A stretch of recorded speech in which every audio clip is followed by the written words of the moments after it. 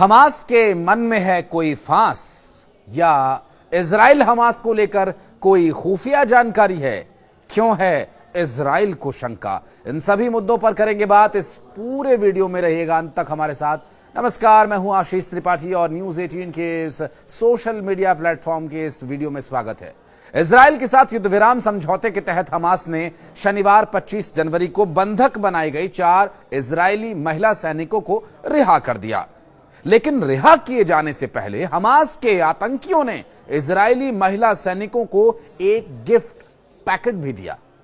Hamas के propaganda video में Israel की महिला सैनिकों को गिफ्ट को दिखाने के लिए मजबूर किया गया और इस गिफ्ट में एक फ्रेम युक्त प्रमाण पत्र, चाबी का गुच्छा शामिल था, जो गाजा में उनके 15 महीने के बुरे सपने की याद उन्हें दिलाता रहे, इस उद्देश्य से दिया गया। गिफ्ट को हाथ में लेने के बाद सभी महिला सैनिकों को एक स्टेज पर ले जाया गया जिसे हमास ने तैयार किया था और दर्जनों हथियारबंद और नकाबपोश हमास और फलस्तीनी इस्लामिक जिहाद के बंदूकधारी गाजा के चौक पर स्थापित मंच के चारों ओर घेरा बनाकर खड़े हो गए थे। अपहरणकर्ताओं के साथ शांति से मंच पर चलने के बाद चारों ने हमास की जुटाई भीड़ की ओर हाथ हिलाया। उसके बाद उन्हें रेड क्रॉस के हवाले कर दिया गया। अब जो बंधकों की अदला बदली में मध्यस्थता निभा रही है, इजराइल और हमास के बीच करीब जारी जंग जो 15 महीने बाद खत्म हुई, किसी तरह दोनों पक्षों के बीच सीजफायर पर सहमति बनने के बाद महीनों बाद वेस्ट एशिया में शांति आई है। इजराइल की तरफ से हमास और फलस्तीनी कैदियों को छोड़ा जा रहा है, तो दूसरी तरफ हमास ने भी बंधक बनाए गए इजरायलियों को छोड़ना शुरू कर दिया है। अब इन सब के बीच अमेरिकी खुफिया रिपोर्ट में एक चौंकाने वाली बात सामने आई है, जिससे इजराइल और हमास के बीच महज कुछ ही दिन पहले शांति बहाल करने पर बनी सहमति पर शंका के बादल मंडराने लगे हैं।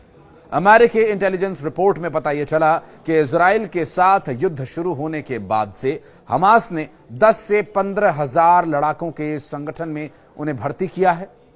अब यह भी बता दें कि इजराइल हमास युद्ध के चलते गाजा में व्यापक तबाही जो मची, 46,000 से ज्यादा लोगों की मौत के बाद सीज फायर पर सहमति बनी।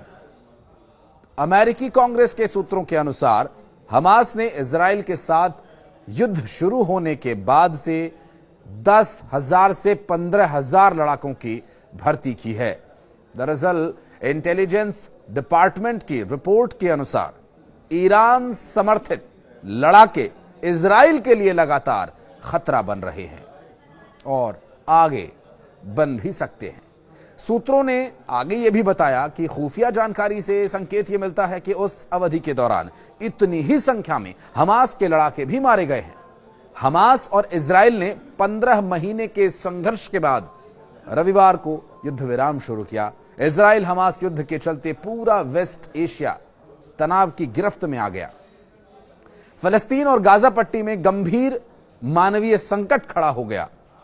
दरअसल बाइडेन सरकार के कार्यकाल के अंतिम सप्ताहों में हमास को लेकर खुफिया जानकारी पर अपडेट यह किया गया था कि इसमें बताया गया था कि तमाम तरह की दिक्कतों और मुश्किलों के बावजूद हमास हजारों की तादाद में नए लड़ाकों को संगठन में भर्ती करने में कामयाब रहा। इंटेलिजेंस रिपोर्ट में यह भी बताया गया कि इसमें से अधिकांश अविवाहित अनट्रेंड लोग हैं। दिलचस्प बात यह कि इससे पहले बाइडेन सरकार में विदेश मंत्री एंटनी ब्लिंकन हमास की मंशा को लेकर पहले ही ठोस संकेत दे चुके हैं। उन्होंने हमास द्वारा बड़ी तादाद में लड़ाकों की भर्ती करने की आशंका जाहिर की थी। ब्लिंकन ने यह भी कहा और बताया था कि हमास ने जिन लड़ाकों को खोया तकरीबन उतने ही को रिक्रूट कर भी लिया गया है और एंटनी ने हमास के मारे गए लड़ाकों की संख्या के बारे में कोई बात नहीं कही थी।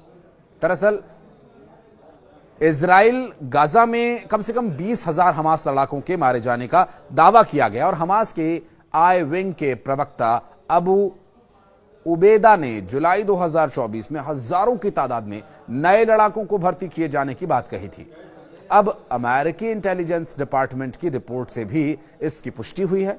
आपको बता दें कि सीज फायर के बाद हमास गाजा में पूरी तरह से एक्टिव हो गया है।